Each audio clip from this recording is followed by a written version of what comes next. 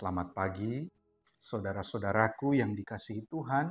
Kembali lagi berjumpa dengan Sabda Pagi Gemision Winangun, edisi hari ini, hari Kamis, tanggal 28 November 2024. Sebelum kita mendengarkan firman Tuhan di pagi hari ini, marilah kita berdoa.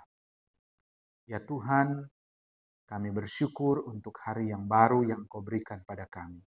Sebelum kami menerima berkat firman-Mu, kami mohon terangi hati kami dengan kuat kuasa Roh Kudus, supaya kami dapat mengerti firman-Mu dan dapat melakukannya dalam hidup kami. Dalam nama Tuhan Yesus kami sudah berdoa. Amin. Saudara-saudara yang dikasihi Tuhan, pembacaan Alkitab kita pagi hari ini dalam Sabda Pagi edisi hari Kamis 28 November, kita baca dari Sakaria pasal 8 ayat 12 dan ayat 13. Sakaria 8 ayat 12 sampai ayat 13. Demikian bunyinya. Sebab aku akan menabur damai sejahtera.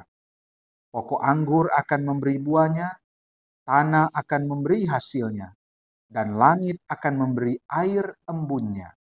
Semua itu akan kuberikan kepada yang tersisa dari bangsa ini sebagai miliknya. Kalau dahulu kamu telah menjadi kutuk di antara bangsa-bangsa, hai kaum Yehuda dan kaum Israel, sekarang aku akan menyelamatkan kamu sehingga kamu menjadi berkat. Janganlah takut, kuatkanlah hatimu. Demikianlah sabda Tuhan. Saudara-saudara, judul renungan kita pada pagi hari ini adalah Tuhan sumber berkat kita. Sekali lagi, Tuhan sumber berkat kita. Saudara-saudara, banyak kali kita berpikir bahwa datangnya berkat itu dalam hidup ini adalah karena usaha kita, adalah karena perjuangan, adalah karena hasil kerja keras kita. Pada sisi yang lain tentu dapat dibenarkan. Karena jika kita bekerja keras, jika kita berusaha, maka kita akan memperoleh apa yang kita dambakan itu. Tetapi saudara-saudara, dalam perspektif Alkitab kita melihat bahwa sebenarnya sumber dari segala sumber berkat itu adalah Tuhan. Tuhan yang menyiapkan berkat itu bagi kita. Tuhan yang sudah mengatur berkat itu bagi kita. Atau dalam bahasa yang lain, berkat itu sudah dirancangkan Tuhan dalam hidup kita. Saudara-saudaraku yang dikasihi Tuhan, umat Israel yang baru kembali dari pembuangan ini juga mendapatkan hal yang sama. Bukan karena mereka bekerja keras saja, bukan karena mereka berupaya membangun saja, tetapi sebenarnya yang mereka dapat, yang mereka peroleh itu adalah dari Tuhan.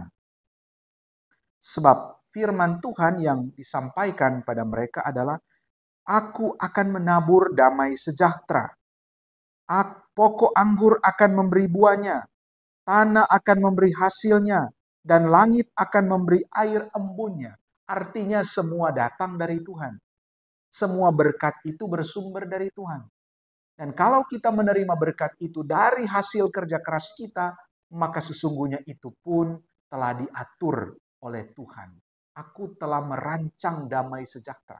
Artinya Tuhan telah mendesain terlebih dahulu supaya dalam kerja keras, dalam perjuangan hidup kita, kita boleh menerima berkat Tuhan. Sebab itu jangan pernah kita berbangga diri dengan mengatakan bahwa keberhasilan, kesuksesan yang kita peroleh adalah semata-mata karena kita.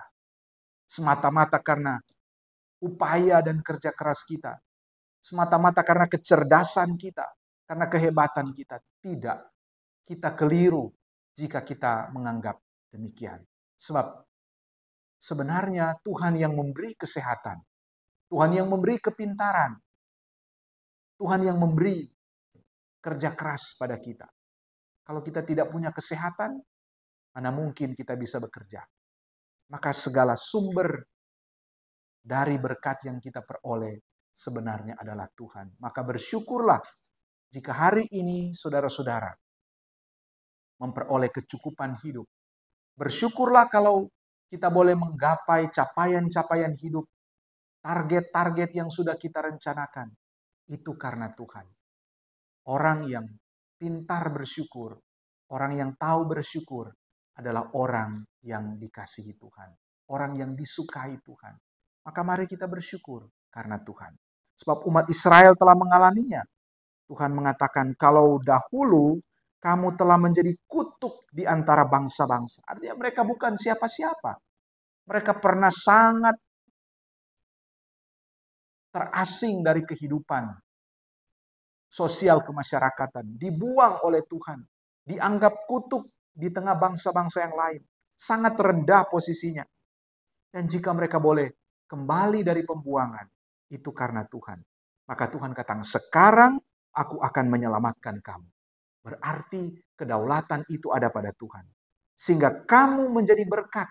Bayangkan, mereka tidak saja diberkati Tuhan, tapi mereka akan menjadi berkat dimanapun mereka pergi. Dan kuatkanlah hatimu. Jadi berkat berarti kita mesti siap bahwa kehidupan kita dipakai oleh Tuhan sebagai saluran-saluran berkat bagi banyak orang. Tuhan Yesus memberkati. Amin. Saudara-saudara, mari kita berdoa. Kami bersyukur atas firman-Mu, ya Tuhan Allah, sumber berkat. Sebab tidak ada lain sumber berkat kami selain dari Tuhan. Tolonglah kami untuk tahu bersyukur akan segala berkat yang telah Tuhan berikan dalam keluarga, dalam kerja, dalam pelayanan kami. Dan pimpinlah hidup kami sepanjang hari ini. Dalam nama Tuhan Yesus. Amin. Saudara-saudara, demikianlah Sabda Pagi edisi hari ini. Hari Kamis 28 November. Tuhan Yesus memberkati kita dalam tugas, kerja, dan tanggung jawab. Shalom.